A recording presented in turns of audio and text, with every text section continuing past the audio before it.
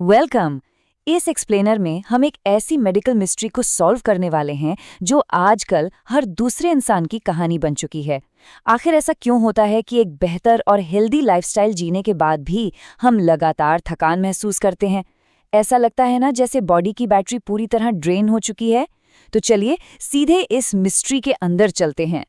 शुरुआत करते हैं उन आम डेली सिम्टम्स से जिन्हें हम अक्सर इग्नोर कर देते हैं। मतलब अच्छा खासा खाना खाने के बाद भी अगर बिना वजह थकान हो रही है, दिमाग में उलझन यानी ब्रेन फॉग रह रहा है या फिर नाखून टूट रहे हैं, तो आमतौर पर हम इसका दोष बढ़ती उम्र या ऑफिस के स्ट्रेस पर डाल देते हैं। लेकिन सच्चाई एक्चुअली थोड़ी अलग है।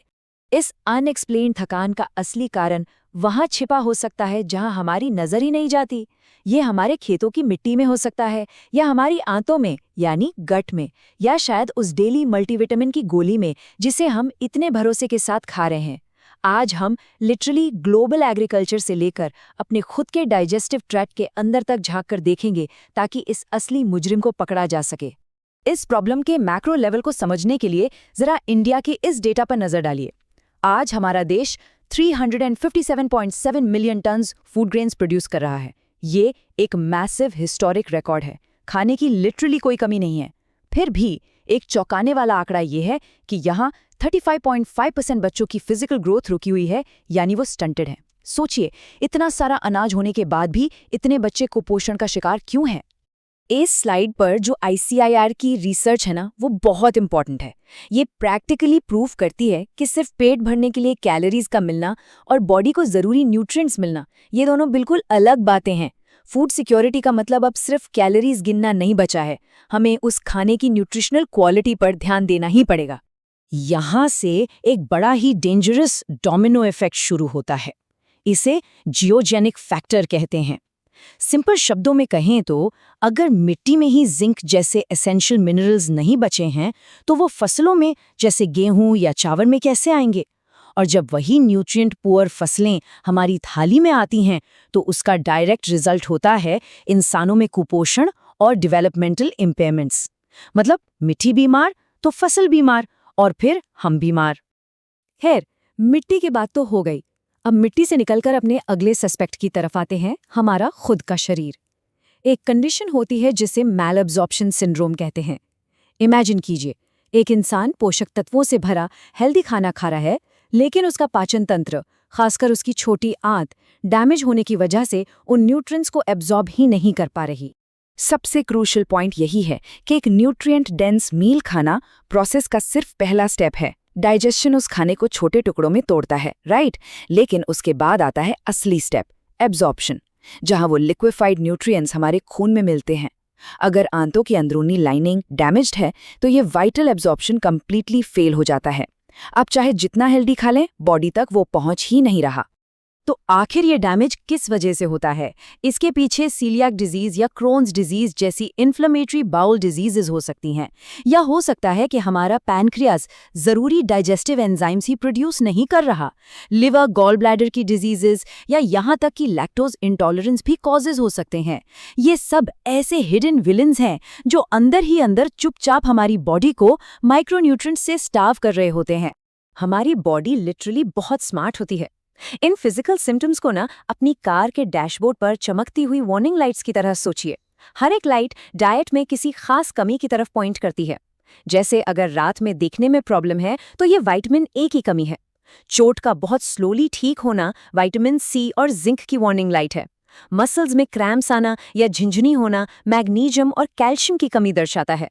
जबकि पीली त्वचा और थकान यूजुअली आयरन और विटामिन B12 के मिसिंग होने का अलार्म है, राइट?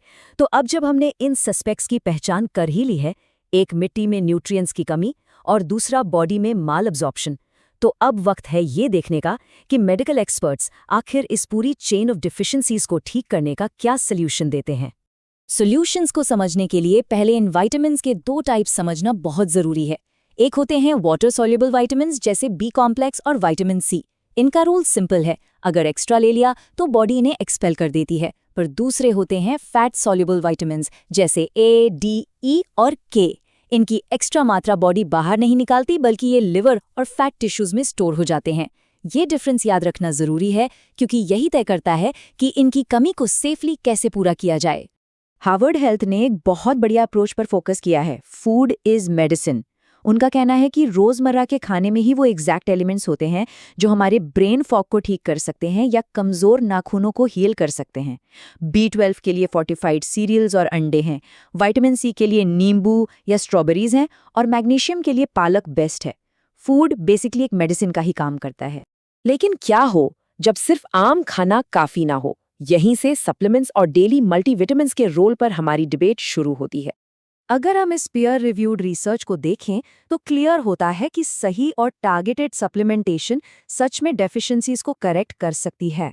खासकर उम्रदराज लोगों में इम्यून फंक्शन को बढ़ाने, ब्लड में विटामिन D और B12 के लेवल सुधारने और दिमागी क्षमता को प्रोटेक्ट करने में मल्टीविटामिन्स एक बड़ा रोल प्ले करते हैं। पर थोड़ी सावधानी भी जरूरी है क्योंकि हर चीज का एक डार्क साइड भी होता है। बिना एडवाइस के हाई डोज में विटामिन्स लेने से खतरनाक हिडन रिस्क्स हो सकते हैं, जैसे फैट सॉल्युबल विटामिन्स का बॉडी में इकट्ठा होकर टॉक्सिक बिल्डअप करना या फिर किसी ब्लड थिनर दवा के असर को विटामिन K द्वारा काउंटर कर देना। और एक सबसे बड़ी प्रॉब्लम है फेक सिक्योरिटी ब्लैंकेट इफेक्ट, यानी हम सोचते हैं कि चलो एक विटामिन पिल खा ली, अब सब ठीक है, और उस चक्कर में अपने नॉर्मल अनहेल्दी डाइट को इग्नोर करते रहते हैं। प्लस बाजार में मिलने वाले सारे सप्लीमेंट्स एक जैसे क्रिएट नहीं किए जाते।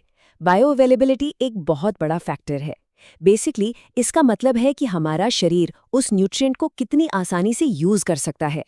विटामिन की स्पेसिफिक मोलिकुलर स्ट्रक्चर ही ये तय करती है कि बॉडी उसे एब्जॉर्ब करेगी या वेस्ट।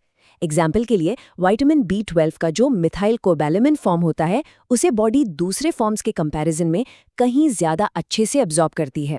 तो ये सारी बातें आखिर में कहाँ पॉइंट करती हैं? हार्वर्ड हेल्थ का एक बहुत ही क्लियर मैसेज है, हमारा गोल सिर्फ बीमारी का इलाज करना या लक्षणों को दबाना नहीं होना चाहिए, बल्कि रूट कॉजेज यानी उसकी जड़ को टारगेट करना चाहिए, फिर चाहे वो कॉज खेतों की मिट्टी में हो या हमारे अपने गट में। सच्ची हेल्थ का मतलब सिम्टम्स को ट्रीट करना नहीं, बल्कि उन्हें पैदा होने से पहले ही रोकना है।